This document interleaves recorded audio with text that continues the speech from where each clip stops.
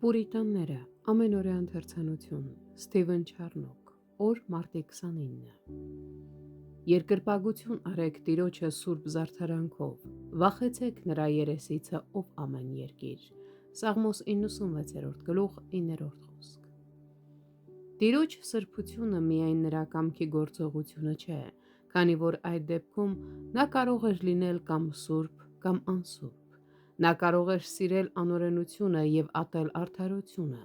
Նա կարող էր նախ պատվիրել բարին, ապա չարը և անհրաժեշտությունը, քանի որ այն, ինչը պարզապես նրա կամքի գործողությունն է և չի պատկանում նրա բնույթին, նրա համար կարևոր չէ։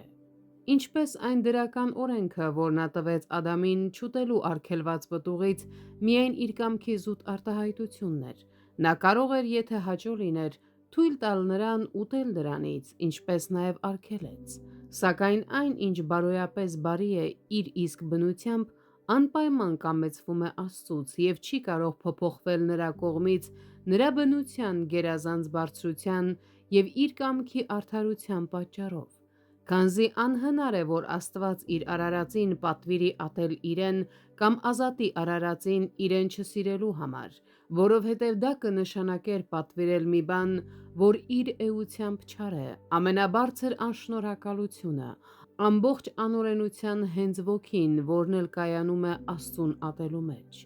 Սակայն չնայած Աստված այդքան անխուսափելիորեն սուրբ է, նա այդպիսին չէ պարզ անհրաժեշտության պատճառով, ինչպես արևը փայլում է կամ կրակը վառվում, այլ ազատ անհրաժեշտության պատճառով, ոչ թե ստիպված, այլ հակված իր սեփական բնույթի և կամքի կատարելության ամբողջությունից,